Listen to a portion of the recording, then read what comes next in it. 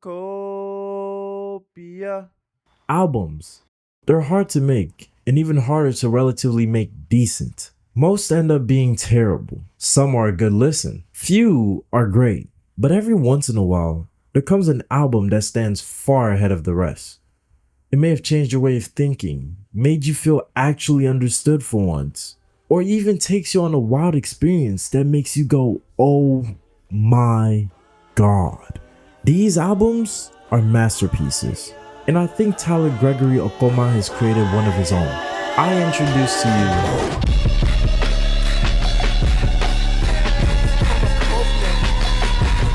Chromakopia. Tyler's 8th installation to his discography, Chromakopia, has to be the most vulnerable version of Tyler the Creator we've ever seen. I mean, this nigga dead talks about missing his dad. Normally, he just finds a new way to call him a derogatory slur for gay individuals. And that's only one of the plethora of feelings he discusses on this album. This is like his own version of Kendrick's critically acclaimed Mr. Morale and the Big Steppers. And in this album, he really shows that he's... nigga gets the fucking album. Shit. Fine, let's start off with track 1. Chromakopia. Throughout the beginning half of Saint Chroma, Tyler makes the artistic decision to whisper his rap lyrics instead of speaking normally. This choice leads to a sound of intensity and raw need. Need as in the need he felt to make his music his career. This entire segment is carried by soldiers marching, synthesizers, and breathing ad-libs. These all come together to give this song its aggressive edge. Then Tyler adds these rising vocals that gives the beat an uplifting sense.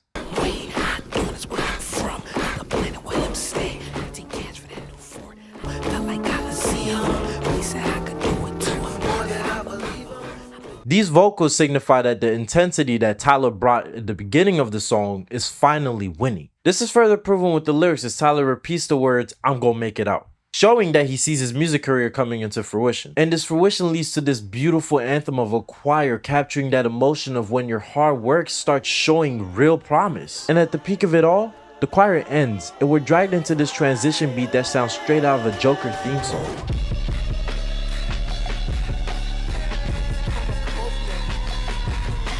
It's as if he reverbed a siren to give you this unsettling feeling. Then he adds these other ad-libs that sound like, yeah,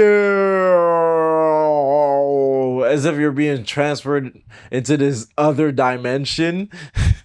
And after a little while of this, we finally land. And we're welcomed by Tyler in his normal rapping voice and a calm piano. The beat is still there. It's a piano now, and it's more, well, less chaotic. Okay, I is just a box with a light of thunder in me. This segment, Tyler has grown significantly older. He reflects on his past, he talks about his mom thinking he was going to be special way beforehand, and he also talks about his riches and how he's really achieved his goals. But he has a new problem. This problem lies with the fact that he doesn't know what to do. He kind of achieved all his goals and did everything that he sought out to do, so what's the plan now? He talks about needing time to figure himself out, and he doesn't know if he wants to keep on making music or maybe call it a day. Retire. If you needed help with that, you fucking dim. After Tyler finished up his venting, we're then introduced to the same choir again, but this time full acapella. No beat, just straight acapella. And my god, it sounds literally angelic. Inside, can you feel that fire? And it ends abruptly because it leads to another song, the Rah Tah Tah song. So we're going to talk about that in a second. Let me give you my thoughts though. In conclusion, Saint Chroma really resonates with me because of the simple fact that I understand that raw need for shit to work. This song is mainly for people who have a passion that they can't shake. Anything else that they do is fucking disgusting and they hate it. Tyler has been on both sides of the coin, when he needed stuff to work and when he made stuff work. And he's talking deeply about these challenges and obstacles and really trying to show you, hey, yo, it's gonna be tough. But when you make it on the other side, it's gonna be even better. It's a raw persona of someone trying to make a career or die trying. She ain't never met no one who talk like that. And if you hang up on a nigga, bitch, I call right back. Yeah. Moving on to Rah Tah Tah, I don't know what the fuck you need me to say. This song is just a straight up thumper. It's a banger. I'm gonna put myself up here just going crazy to this song because there's nothing else I gotta say about it. Listen, if you are a classic Tyler fan, you're gonna love this song. It's just straight up head banging, thumping action, bro. And when he start talking about that 20,000 on me, 50,000 on me, 100,000 on me, couple thousand, bro, I come on, bro. What am I supposed to talk about here? I done dressed up for the occasion. I got my Dewey on, I got my rings on. That's how crazy this beat sound. I'm low-key scared. I'm trying to act like a gangster, but like there's nothing I can do for real. Like what am I weird and really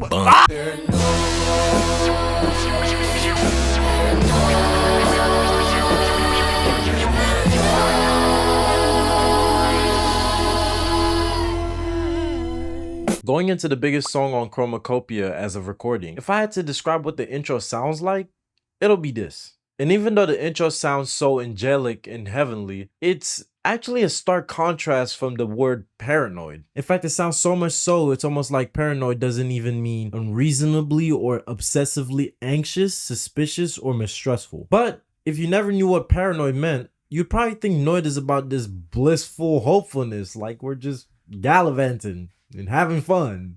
Yay. Listening to the intro, you can tell Tyler and Willow took their time to perfectly orchestrate and craft this 12 seconds of absolute bliss. It seriously pains me how underrated and unappreciated Willow is on this album. I mean, nobody's talking about her. You can go in the comments and check and people are just not even talking about her. She did amazing. Anyway, we then break off into Tyler speaking through what sounds like a megaphone? Things feel out of order. Look around, I'm not sure. This whole area, including the native tongue section, sounds like a beautiful melodic cry for help. It's almost like the Japanese artists who make offlining music, but they make it sound amazing. Then Tyler actually starts rapping. I can't even buy a home in private. Home invasions got my brothers dying. He goes into deep details about these routines and procedures he follows in his daily life to make sure he's safe. For example, how he notices every car that drives by, he knows every creak in his floor, how he stays well armed with that cannon on the ring. After he's done touching on these topics, the native tongue comes back again. But Willow, you I would have called you something crazy, but I don't want you to take offense to it. Native tongue comes in and Willow is just in the back.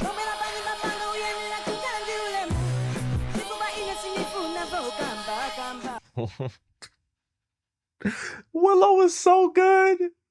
Oh my god. But Willow isn't the only thing in motion during this segment. The guitar and the drums are back, but now they're even more into the beat. And it just makes this powerful message to show you the real horrors of this paranoia. Overall, the first part of Noid is great. It portrays Tyler's day-to-day fear of getting caught lacking, and it gives us a slight peek into his life. Now we hop into the second part of Noid, my personal favorite. This second part is focused more on the frustration of having little to no privacy, parasocial fans, and trust issues. Listen, rightfully so.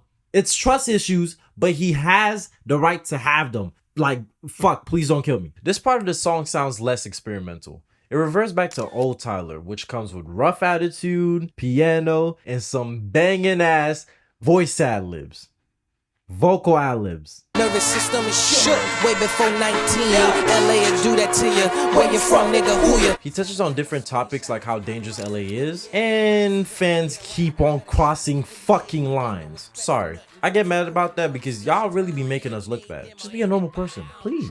There's even a bar where he compares having privacy to making it to the NBA. When he says, Sing along, but you don't know me, nigga. No, never, ever, not at all, y'all. That flow sounds like an up-and-coming artist named Larizi, who is definitely inspired by Tyler creators. Oh, and Larizi, if you're watching this, bro, you are fucking inspiring. Please keep cooking, bro. You are gonna be big. Trust me. If you had stock, I would buy it. Type shit. This whole song has been something Tyler's been talking about for a long time, especially in interviews. No, not at all. Niggas is weirdos. People are weirdos. The internet is weirdos. I don't want you niggas. I don't want people to know what my family look like. Y'all need to know where I live. Y'all need to really know who I'm fucking.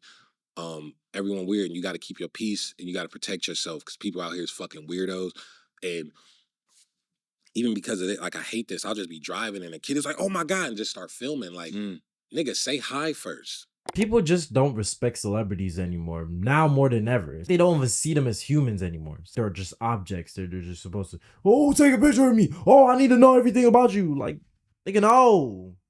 Go home. This is a deeper issue with humankind becoming increasingly more antisocial and lonely, leading to people who want to cling on to anyone who slightly relates to them. I'll go more into detail about this topic in another video. If you guys want to see that, just write it down in the comments. Overall, great experience, not song, experience from Tyler. Good shit. Don't ever tell no bitch you love her. If you don't mean it, don't tell us. Check. Now for one of my favorite songs on the album, Darling I. As soon as you start listening, you're hit with this retro R&B feel from like the late 90s to the early 2000s, right around my birth year. Tyler and Tizo team up again to make an absolute love anthem. But the twist is, it's not really a love anthem. Darling I definitely has love in there, but this love isn't monogamous. You see, in Darling I, Tyler the Creator compares his way of love to driving cars. He goes on to explain how he likes driving different cars in different situations, like how he likes to drive his Beamer when he wants to drift, his Rolls Royce when he wants to feel safe, and how he drives his LaFerrari when he wants to drive a pretty car. He then brings this full circle to compare humans with cars. Okay, it doesn't sound as bad as I made it sound. He's just explaining that he likes messing with certain people in certain times, and he likes messing with other people in certain times. That's why he doesn't like monogamy. It's just not for him. It's even more genius when he says the lines, indicating that being together forever is a bit too long for him. Darling I is also filled with insane vocals and synthesizers. Honestly, listening to this whole song just sounds like a big party of love. I truly almost shed a tear because it's like, damn nigga, this shit beautiful, man. Tyler has captured nostalgia and modernization in a bottle and made it sound fucking amazing. Tizo is also the frosting on this cake, making every single layer of this cake even better. My God, every single time I kept on listening to the song, I just kept repeating to myself, this nigga can sing. And this meant even more to me since I've known Tizo Touchdown even before his album. I knew this nigga since he was having dreads with nails in his hair on TikTok in front of this random ass garage. At that time, I was slightly a hater, but I liked his music. I'm so happy of how far Tizo Touchdown has come, and him and Tyler have just created something massive here. I really hope this song gets big, really big. Always, always, always wear a condom. Don't trust it. Hey, Jane. After some top tier advice from Tyler's mom, we're immediately greeted with a more serious tone.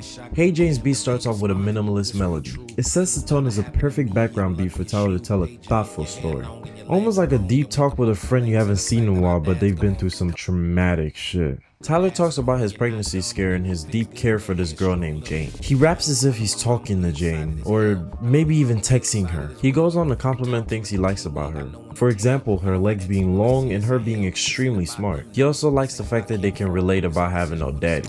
These qualities are important because Tyler has spoken multiple times on interviews about how he really likes women who are smart. Anyone else for my own personal validation, and I will not touch a female if she's stupid. Like if you do, or if you are not curious or intelligent, I don't care how bad you are, I cannot deal with it. Right. In fact, it's almost impossible for the nigga to fuck with dumb fucks. Not almost, really impossible. Which me personally, I definitely get it. I'm fully convinced there's a lot of people who don't have a conscience. Fight me.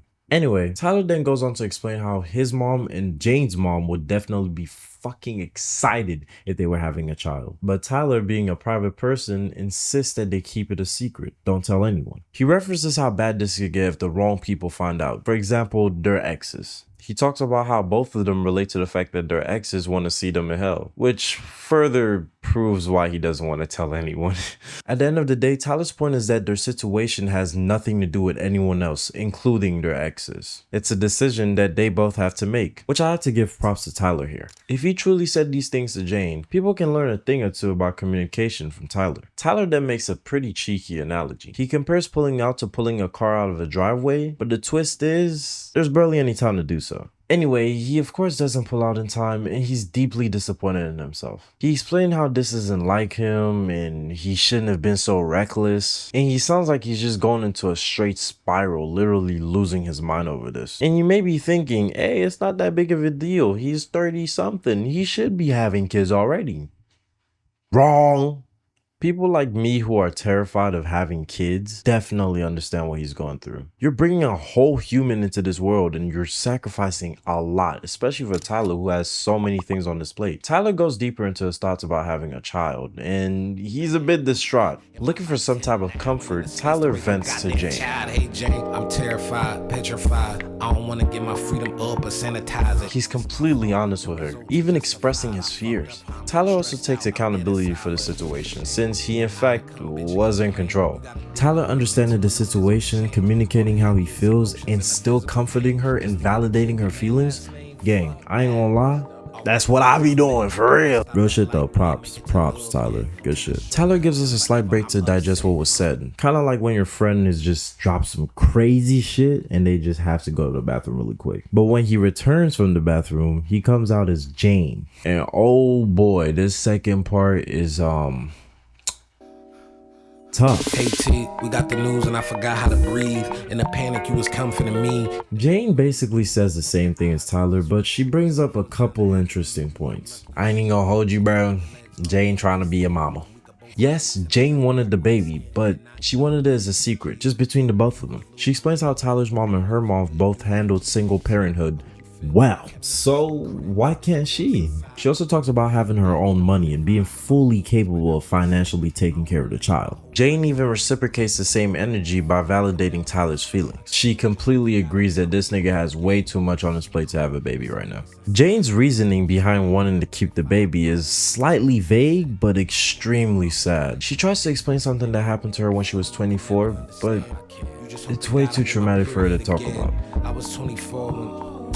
Look, I don't want to go through that experience again. Implying that this isn't the first time she's had a pregnancy scare. Jane also talks about a voice inside her that begs her to keep the baby. And during this part, fuck, I almost started crying because it's like, that's so deep. She understands that it's a lose-lose situation and it deeply hurts her. Now the beat starts slowly picking up. It portrays the intensity and the fear of the situation perfectly. It's louder, it has some vocals, there's a trombone in there and a flute. But the weird thing is, all these instruments are played calmly. What truly makes the moment intense / fearful is Tyler's amazing performance and the tempo. I'm not gonna lie, this nigga Tyler really goes deep into his bag to portray an overwhelmed pregnant woman. And honestly, there's nothing to be said here. Just listen. You pulling out your hair, I walk around in a frenzy. I'm feeling no resentment anytime you get near me. Damn. This shit is like Wiltshire on steroids, but a little bit shorter. And my God, it is fucking great. He really cooked. He cooked. There's nothing else I can say about it. I'm sorry. Next one. No pressure. 3-6 waves go round and round. The grease side up and go round and round. And I Killed You, we get a more rebellious side of Tyler. This side is cleaner than the Wolf era, but still has hella attitude. In I Killed You, Tyler tackles the topic of African hair and how demonized it is. In the intro, Tyler remixes the popular nursery rhyme, "The wheels on the bus go round and round." He switches the lyrics to things that damage black hair going round and round, meaning they're ongoing. I personally don't think this detail was for nothing. My theory is that he's using nursery rhymes to symbolize that we've been brainwashed to demonize black hair since a young age. Hopefully that makes sense. Tyler then raps over a beat that sounds like some African drums, and it further pushes the narrative of his pro-blackness. I gotta work, I gotta eat. If they see you on top of me, I gotta leave. You see, Tyler connects his self-esteem with his hair. And if his hair is seen as so fucking ugly in its natural state, how do you think that makes him feel? Yeah, pretty fucking bad. Tyler proceeds to praise his hair for how essential it is to black culture. He also explains how the hair helped slaves escape bondage, which you should go do your research on. It's actually pretty interesting. Tyler then flips the script, now talking about the bad things we do to our hair. Taking you out, it's not a game full of shame, so we straighten you out without a doubt. Then we revert back to Tyler praising the hair again. He praises it with how easy it was to take care of before coils became a problem, only needing berries and some slight oils to work with your hair. But now we use all these horrible methods like Jared curls and Mimi's to make our hair relaxed. We even made derogatory names for our hair, names like Beta Beads.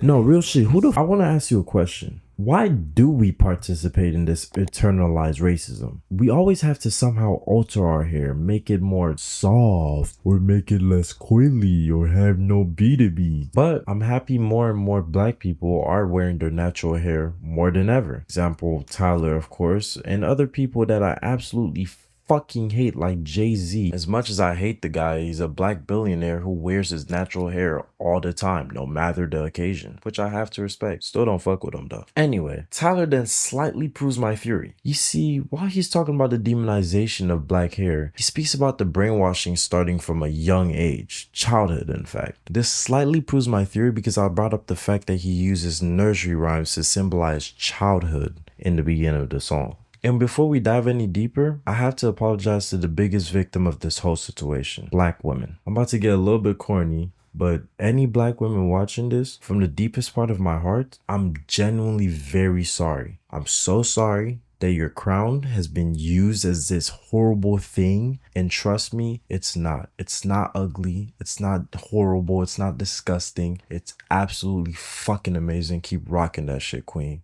Moving on, Tyler then flexes his penmanship, saying the bar, We don't got advantages, we don't match their images, so it led to damages. Need I say more? If you didn't get that bar, he's basically saying that black people don't look like white people. They don't match the same images. So when they started trying to look like white people, because white people being the beauty standard, that's where the damages came in. You see where Tyler then brings back the hook, but this time he embraces his hair and even refers to it as a crown. Then this nigga drops another bomb, bro. The entire song could actually also be about heritage. Heritage? Bro, I feel like a Disney character. I'm so serious, bro. You can't fuck with him. Tyler then calls us and gives us a soothing outro, symbolizing that he's finally embraced his heritage.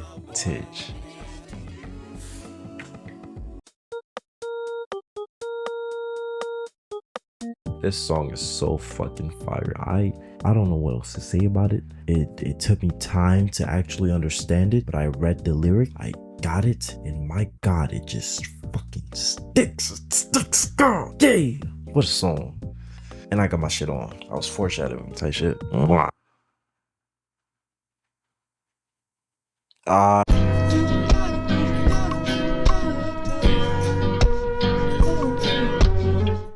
I didn't even write a script for Judge Judy. I really like the beat. It got me half naked. Tyler is one freak. I had to go search up what, I don't even know if I could say that. You see what I like? I can't say nothing without knowing if I'm gonna get good song, great song. I love this song. Don't get me wrong. I absolutely really like this song. It's just I can't say anything about it. I literally can't. Alright, so I respect Judy for telling Tyler to be himself and telling Tyler that she's had the greatest time ever with him, even though it was purely... Listen, gang, I can't say nothing about this song, bruh. I'm really not trying to cop out here. I just really can't say anything about this song. If you want to hear it, go hear it. I relate to him on a couple of these bars, especially one about riding horses, and another one about not wanting anything in return. It's very relatable bars. He just like me for real. Tight shit. Thank you for not judging, Julie. No? Okay, bye. Lit ass bitch, steps out me pop shit. Glass fuck, niggas wrong with that motion. I be in the cut. Sticky is a song that takes you back to those middle school to high school days where you and your homies were just freestyling in the cafeteria. I'm talking and niggas was just dropping bars. But the twist is, y'all also happen to be in New Orleans. Honestly, Sticky has to be the most raw song on the entire album. Raw is in the lyrics, not the production. Honestly, this production is phenomenal. From the loud soulful trumpets to the big freaky percussions. Shit sound like I'm in the 5th quarter. Shit sound like I'm in the middle of a parade. But what I mean by raw is Sticky showcasing this bigger than life attitude that just makes you wanna... Yeah, that's what it is. This whole song is just a straight up song. And I gotta say, I never thought I'd put Glorilla over Lil Wayne in any song or category. But on this song, I ain't gonna lie, she rode this beat like it was her man. Yeah, I'm still frustrated that she didn't get a longer feature because this beat was carefully crafted and orchestrated for her, but honestly, short but sweet is okay. She's definitely a top 10 feature on the album, for sure. Top 5. Top 4. I don't fight for my respect, bitch, I fight for dick.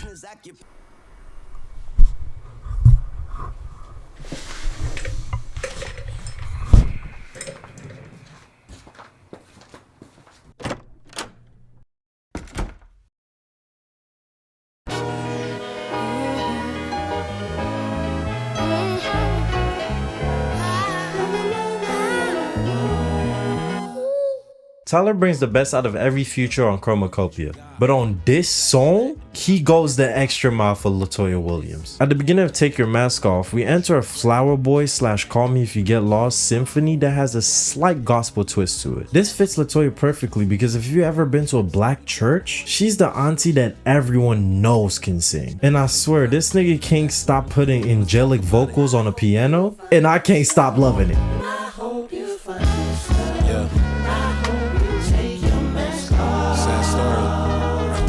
Moving on to the first verse, we're finally introduced to the topic of Take Your Mask Off. The moral of the story is, be yourself, nigga. Tyler dives into different characters that live their life as a fake persona. This fake persona is basically classified as the mask. Tyler urges his listeners to take your mask off, aka live your life truly. Tyler speaks about 3 people, the pastor, the gangster, and the wife. Tyler has a nice detail here where he starts off with a common fake persona, then basically challenges a societally correct way of life. Anyway, we start off with the gangster. The gangster is just a run-of-the-mill story. Some nigga in the goddamn burbs be like, oh, I don't like being called a bitch, and he just start shooting shit up. The usual, you know, like just them hoe-ass niggas. I hate them niggas. When it starts getting a bit more interesting is when he talks about the preacher. Tyler speaks about a pastor who constantly preaches against homosexuality. But the twist is, the nigga gay too. The preacher hides this side of him because he's scared God is gonna hate him. But what's crazy is the nigga still occasionally sleeps with men. I swear to God, one of the rules in church was something about God always watching. So how the fuck was this nigga gonna hide from him? Anyway, that's not even the worst part. The nigga is married and he has kids. So he's basically trying to live a double life and it's overall not making him feel fulfilled. I have a weird theory on this. Bear with me here, but I think these preachers think that preaching will somehow exempt them from their sin of being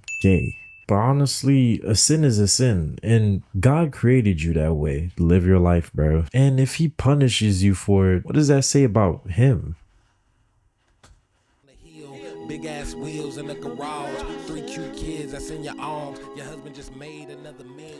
Remember how I said Tyler challenges an issue that seems socially correct? Well, here it is. Tyler describes a woman who lives this lavish lifestyle. She has a wealthy husband, 3 kids, but despite having all these things, she's not fulfilled. She longs to pursue her actual passion and also keep her real identity instead of just being a wife. Yet she keeps living this persona because that's what's correct, right? This one hit a little bit too close to home for me, since my mom has some similarities with the wife. When my mom tried to be the traditional stay-at-home supportive wife, it just never worked out for her and never gave her true happiness. She's just way too ambitious for that. And if society thinks my mom should throw all her dreams away to be this wonderful wife, fuck society. You know what we doing for the whole 2025? We doing what makes us happy. For the last verse, Tyler brings it full circle. In this verse, he does an in-depth self-evaluation of himself. I don't know Tyler, so I can't say much about what he says about himself, but I will speak on things that I find interesting or relatable. Yeah, Two won't stay hard, pain in your chest. Head falling out, won't blame it on the stress. Begin by Tyler speaking on his many flaws. And I have to say, I understand his sentiment about sacrificing your mental health to keep working on your passion. This is because when I have a burning desire for something, I tend to spend an unhealthy amount of time on it.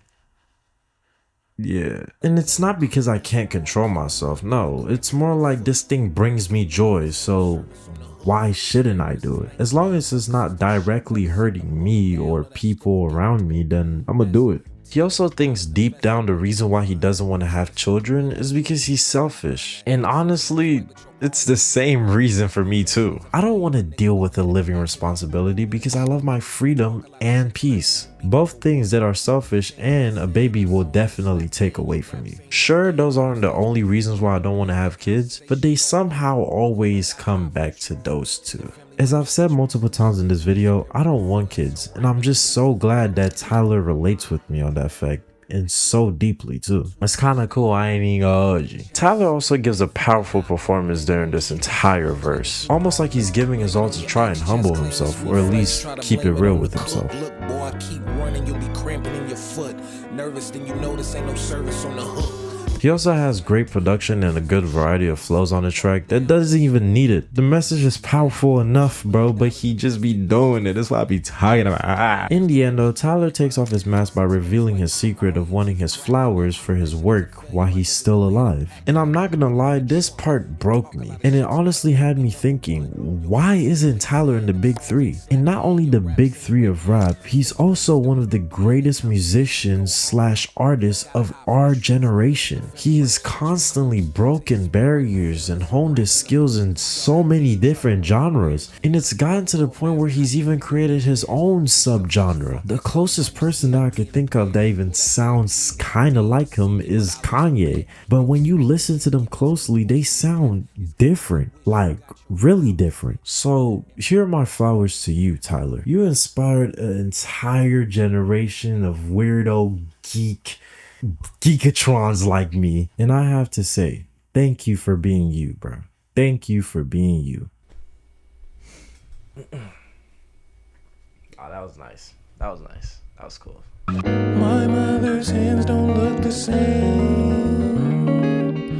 These jet black strands are turning gray. Starting off tomorrow, we're given a monologue from Tyler's mom begging Tyler to have a child. And this part is interesting because there's an ad-lib going while she's begging for a child. I'm not sure if Tyler's telling his mom to give up wanting a grandchild or telling himself to give up the idea of not having kids. Either way, it's a slight touch that gives you a little vagueness. On the beginning verse, Tyler gives us a peek into his experience with aging. He discusses his physical changes that come with middle age, his mother getting visibly older, and the looming thought of having children stresses him out. This entire segment has a slight jazz noir feel, and it gives it a slight gloom of some sort. If I'm not mistaken, this is something a bit new for Tyler. Not in the sense of using jazz in general, but more as in using it to portray a depressing atmosphere. This goes to show the variety that Tyler fits into Chromakopia, so it has something for everybody. I also love the hook on this song, and personally, this has to be his best singing performance on Chromakopia. Don't you wait on me, I'll be fine. Don't you wait for me, 'cause time got nothing right. On the next verse, Tyler explains how he isn't the same person anymore. This is mainly for his older fans who somehow just don't think this nigga will ever grow up and he'll just stay a fucking teenager who hates his dad. But sorry, bud, he's all grown up now. He's not 18, 19 making bastard or goblin. He's 35, 3. He even makes a nice bar saying, Face clear, few wrinkles on my spirit. signifying that he's not just physically older, he's also more mature and wiser. Mostly different from his younger days, let alone his teenage days. As the beat starts picking up, Tyler starts sharing some midlife crisis experiences. He speaks about his friends and how they share pictures of their families, while he only has pictures of his cars and I quote, silly suits. What I think Tyler's trying to get across here is that his materialistic possessions don't give him the same amount of fulfillment as his friends get from their families. And I could have sworn Kanye had this same exact problem back in 08. Who knows? Tyler reaches the peak of the beat and reveals to us that he's actually unsure about his next move. He bargains between living his life to the fullest or settling down and having a family. And I've gotta say, the beat during this verse gave Tyler the perfect amount of intensity to really express his frustration. And all I got is photos of my Rari and some silly suits. Will I flip a switch and finally settle down? We finish off tomorrow with a nice trumpet or trombone solo that seems to be from Daniel Caesar. I didn't even know he played. And honestly, it was the cherry on top of this beautifully old ass cake. It's always been a bit hard for me to accept aging. Not hard as in when I'm older, I don't want to say my age, but more so of seeing the people around me grow older too. Baby brothers turning into brothers, baby cousins turning into cousins, gray hair being a common thing between your uncles, aunties, and even parents, and also seeing your grandparents get more and more fragile, even losing some of them. Hearing Tyler being further down the road and being on the older side of things is a scary testament to how little time we have. Tomorrow to me isn't only a midlife crisis song, but also a stark reminder that we don't have as much time as we think we do. So live your life to the fullest and do your best every single day. You only got one chance. Do not waste that shit.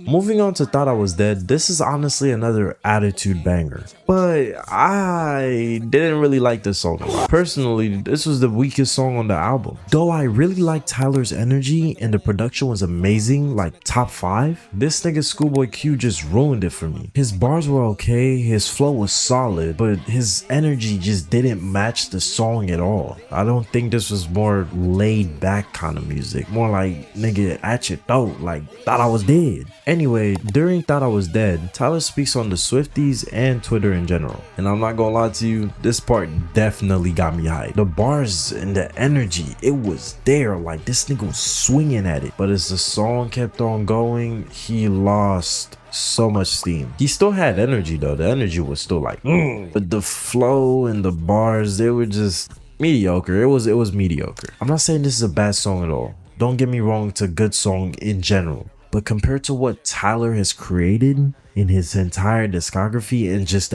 the songs on Chromakopia, this is more like a 5 out of 10 for Tyler. Yeah, I just really wish this was a single. That's all. Damn, nigga. Every time I look at you, I swear to God. Nigga, you got that nigga feet. You got that nigga body. You got that nigga long arms, fingers, and shit. Wait, why did that make me feel so uncomfortable? During this whole part, I felt really, really uncomfortable. Even with a present father in my life, I absolutely hate when our physical similarities are ever brought up. I usually receive it by just smiling or laughing and just saying, yeah. Tyler repeats the same sentiments that his mom said about him resembling his father. He says these words in some kind of despair, almost like a child who has gone through a traumatic event. She said that I make expressions like, yeah. He then refers to his father as a ghost that he's chasing, but obviously he can't find him because you can't see a ghost. Tyler sorrowfully questions his mother if he looks like his father, getting more and more desperate as he asks her since she won't reply. Tyler asks her one more time.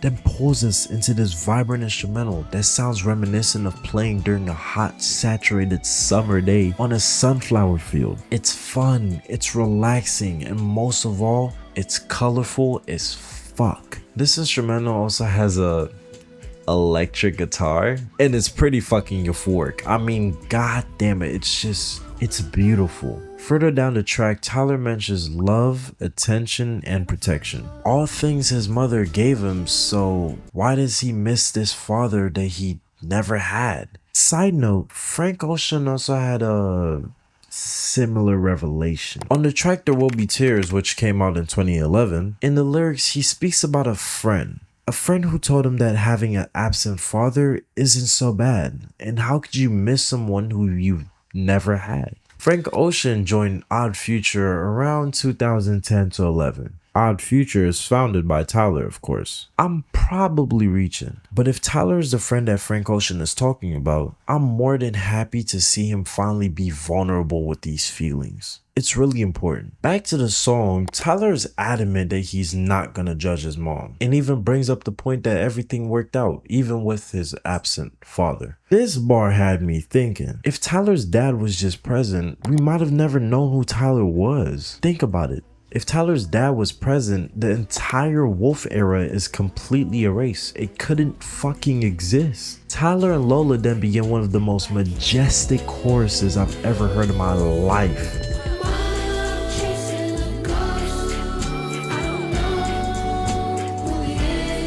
Tyler then advises us again to be honest with ourselves and anything that lives inside of you that lights a fire in your soul. Do it. Just like he did. And now he's achieved everything he's ever wanted.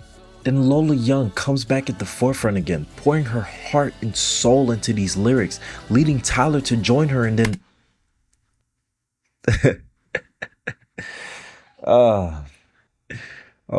you really thought I was just gonna tell you about it.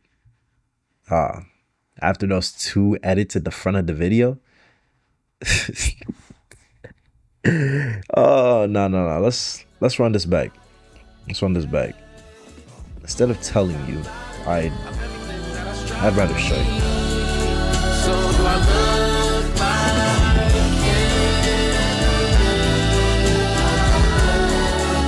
do I look like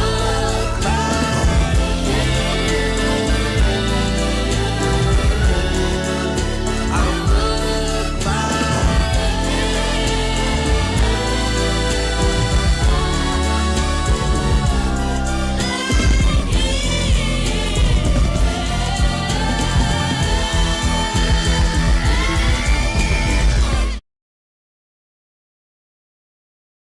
He doesn't look like him. He's his own person, and his father has no connection to that. A lifetime of harsh disdain and utter resentment finally lifted, and in its place, now lies peace. We're then given an ending monologue from Tyler's mother, and honestly, Sorry, I was young. you have to hear this yourself. But he's always wanted to be a father to him. So I fucked up, and I take ownership of that, of my choices and decisions. And I'm sorry for that. He's a good guy. Like Him is now my favorite Tyler song of all time. Maybe my top 10 songs ever in my life. I've never heard a song touch me and tackle a topic so deeply yet sound so magnificent. I honestly couldn't find a single flaw in the song, even if you gave me 20 years. The vocals, the production, the raw emotion from Lola fucking Young. God damn it, this song is good. Just listening to her, give it her all. It had me on the verge of tears. It's nothing but inspiring to see Tyler overcome this massive obstacle that he's been dealing with for his entire life. And not only did he beat this obstacle, he did it maturely and flawlessly and gracefully. God fucking damn it.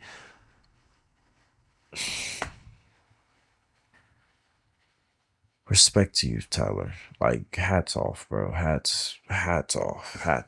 I have nothing but praise for this song, and it's the perfect ending to Tyler's struggle with his absent father.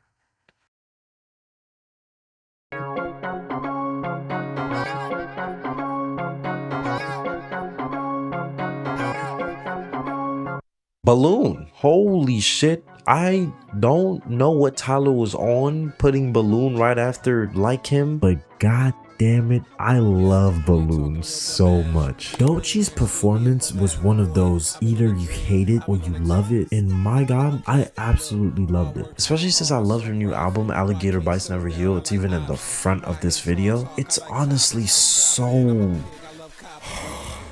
It's such a good song. I really love this song. It's a club banger. You just listen to it and you feel like them niggas just smelled really fucking good while they were making the song. I just see myself in this fucking spaceship and the walls are made out of cotton candy that's blue and pink. Like, it's just an explosion of... Where the swamp be? Like, it's an explosion of greatness. Like, it's just... Gosh. Production is amazing. I love the lyrics. I don't give a fuck. We gonna air these bitches out like it's a queef. That's not what she said, but she said something along those lines, and that's what matters to me.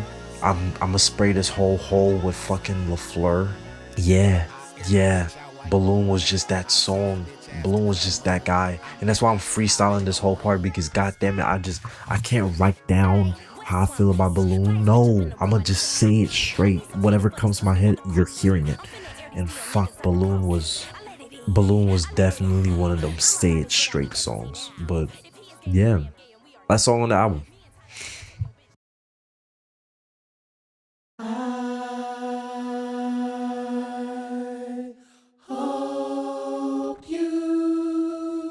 Wrapping up Chromakopia with the last song on the album, I Hope You Find Your Way Home. In I Hope You Find Your Way Home, Tyler revisits the topics he's discussed throughout the album. Pregnancy scare, his midlife crisis, and his wonderful, beautiful, gorgeous, amazing cars. God damn it, stop talking about your cars. I'm playing, bro. I love hearing about your cars. Honestly, I'm a little down while talking about this song because god damn it, every time I get to the end of this album, I be feeling sad, yo. I know this sounds so glazed, like this is so glazed, but I don't give a fuck. I don't care. I love this album. I wish it never ended, but if it never ended, I wouldn't love it as much as I do. But god damn it, damn. Yeah, so just excuse my sadness. He addresses some wild claims he gets from haters, flexes on them, then proceeds to insult them. Good old mature Tyler. His flows are variable and fit the song, and the production once again is amazing. My god, that synth, like, he is just so good with these synthesizers, and this is like, that's... The vocals are also super solid, and overall the main message here is just he hopes you find your way home. Find wherever it is that makes you at home, at peace, and be there. Stay there, go there. Enjoy it. I Hope You Find Your Way Home is a great outro to the masterpiece that is Chromakopia. Each topic that he brought up was well fleshed out, and he managed to fit a lot of variety in a 14-song track. No small feat. We also got to see some really interesting features. Some great, some better than we expected, some doing their job, and others that were just fucking terrible. I really, truly enjoyed every second of this album. Even thought I was dead. Not a single song on this album felt like a chore to listen to. The only thing I can even think about faulting Tyler on is him not trying nothing really new. But honestly, he's always trying something new, and Noid was something that I've never heard from him before, especially the dialects and native tongues. I think this album was just a showcase of what he's mastered over the years, and my god, it shows. Here are the 3 things I learned from Chromakopia. You have to be yourself. Be you. Be you. Be your unique you. Nothing in this world can give you more fulfillment than following your passion and achieving your goals. Lastly, never let outside factors or societal pressure control what makes you happy. It's your life. Live it to the fullest. Promise that to yourself so you can owe that to yourself.